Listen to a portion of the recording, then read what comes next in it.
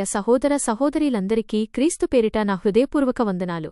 ఈ రోజు మనమంతా మన జీవితాల్లోని అత్యంత ముఖ్యమైన మరియు నిత్యమైన అంశం గురించి ధ్యానించబోతున్నాం. అదే దైవబీజం. మనం చదివినట్లుగా క్రీస్తును అంగీకరించిన వారికి దేవుని బిడ్డలయ్యే అధికారం ఇవ్వబడింది. యోహాను సువార్త 1:12. దేవుని బిడ్డగా మారిన వెంటనే ఒక అద్భుతం జరుగుతుంది. మనలో దేవుని బీజం నాటబడుతుంది. ఈ బీజాన్ని గురించే అపోస్తలుడైన యోహాను మొదటి పత్రికలో రాశారు. 1. దైవబీజమంటే ఏమిటి? సహోదర సహోదరీలారా, మనం ధ్యానించినట్లుగా ఈ దైవబీజం అంటే క్రీస్తువాక్కు లేక బోధ మరియు పరిశుద్ధాత్మ మన అంతరాత్మలో కలిగించే చైతన్యం. క్రీస్తువాక్కు బీజం యోహాను అంటారు. మీరు నా మాట విని దానిని స్వీకరించినప్పుడు అది మీ హృదయంలో నాటబడిన బీజం. అప్పటి పరిస్థితుల్లో ప్రజలు యేసు చెప్పిన మాటలను ప్రత్యక్షంగా విన్నారు. ఆయన బోధలను తమ హృదయాల్లో స్వీకరించారు. నేటి పరిస్థితి. ఈ రోజుల్లో ఆ వాక్కు మనకు పవిత్ర బైబిలు రూపంలో అందుబాటులో ఉంది. మనం చదివే ప్రతి వాక్యం, మనం వినే ప్రతి దైవ సందేశం మన హృదయభూమిలో పడుతున్న దైవ బీజమే. ఈ వాక్కు సత్యాన్ని, మార్గాన్ని, జీవాన్ని మనకు బోధిస్తుంది. పరిశుద్ధాత్మ చైతన్యం, అభిషేకం. ఈ బీజం మనలో వేయబడిన తరువాత పరిశుద్ధాత్మ మన హృదయంపై పనిచేస్తుంది. దీనినే యోహాను అభిషేకం. యోహాను మొదటి పత్రిక 2:27 అని మరియు పౌలు అపోస్తలుడు దేవుని ఆత్మచేత నడిపింపబడటం రోమీయులకు 8:14 అని అన్నారు. అప్పటి అర్థం ఇది తొలి క్రైస్తవులకు దేవుని చిత్తాన్ని అర్థం చేసుకోవడానికి, ధైర్యంగా సువార్త ప్రకటించడానికి మరియు క్రీస్తును అనుసరించడానికి లభించిన అంతర్గత ప్రేరణ, ఒక శక్తి. నేటి ఆచరణ. నేడు కూడా మనం వాక్యం చదివినప్పుడు, ఇదిగో ఈ వాక్యం నా గురించే, నేను ఈ మార్పు చేసుకోవాలి అని మన అంతరంగంలో కలిగే ప్రేరేపణే ఆ పరిశుద్ధాత్మ చైతన్యం. ఇది మనకు లోకపాపాలపై జయించడానికి మరియు క్రీస్తును పోలి నడుచుకోవడానికి నిరంతరం సహాయం చేస్తుంది. 2. దైవబీజం మరియు పాపంపై విజయం. దైవబీజం తనయందు ఉంది గనుక వాడు పాపం చేయడు అని యోహాను రాశారు. యోహాను మొదటి పత్రిక 3:9. ఈ మాటను మనం ఎలా అర్థం చేసుకోవాలి? ఆదర్శం, ది ఐడియల్. ఈ మాట దైవబీజం యొక్క ఆదర్శ ప్రభావాన్ని చెబుతుంది. క్రీస్తు వాక్యాన్ని, పరిశుద్ధాత్మ నడిపింపును హృదయంలో కలిగిన ఒక వ్యక్తి పాపం పట్ల అసహ్యం కలిగి ఉంటాడు. అతని అంతరంగం పాపం చేయడాన్ని వ్యతిరేకిస్తుంది. ఇది దేవుని బిడ్డకుండాల్సిన లక్షణం. మానవ బలహీనత, ది రియాలిటీ.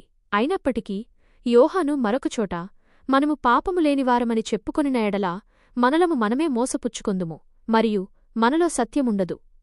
యోహాను మొదటి పత్రిక 1:8 అని స్పష్టంగా హెచ్చరించారు. సమన్వయం.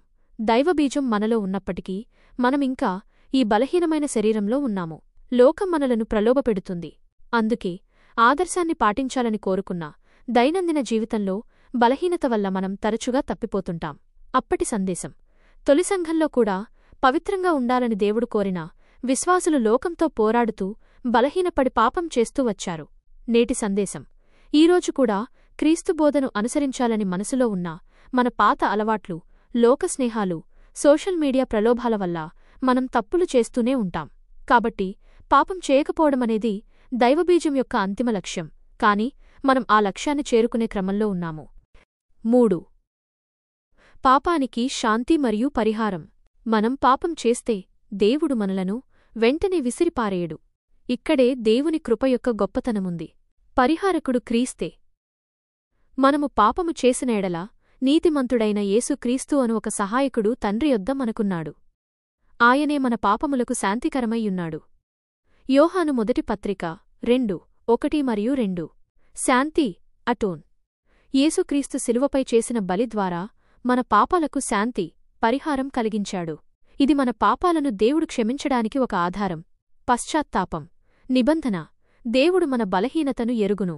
అందుకే మనం ఈ దైవబీజం అంటే వాక్యబోధ మరియు పరిశుద్ధాత్మ చైతన్యంను విస్మరించి పాపం చేసినప్పుడు మనం పశ్చాత్తాపపడి క్షమాపణ అడగాలి. ఈ పశ్చాత్తాపమే మనలను తిరిగి క్రీస్తువైపుకు నడిపిస్తుంది. పరిశుద్ధాత్మ ద్వారా పరిహారం. ప్రభువు తన శిష్యులకు పరిశుద్ధాత్మను యోహాను సువార్త 20:22 అనుగ్రహించాడు. ఈ ఆత్మ ద్వారానే ప్రభువు మన పాపాలను పరిహరిస్తాడు. ముగింపు. జీవిత గమ్యం. ప్రియమైన విశ్వాసులారా, దైవబీజమనేది మనలో నిత్య జీవాన్ని ములిపించే ఒక శక్తిమంతమైన విత్తనం. ఫలితార్థం ఏమిటంటే 1.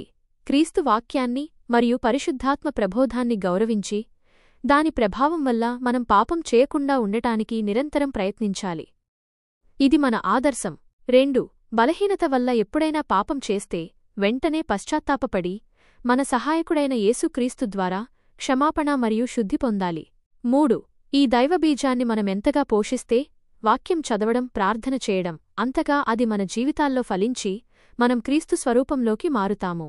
ఆ దైవబీజం మీ ప్రతి ఒక్కరి హృదయంలో శక్తిమంతంగా పనిచేసి నిత్య జీవానికి ఫలాలనివ్వాలని కోరుకుంటూ నా ప్రసంగాన్ని ముగిస్తున్నాను. ఆమెన్.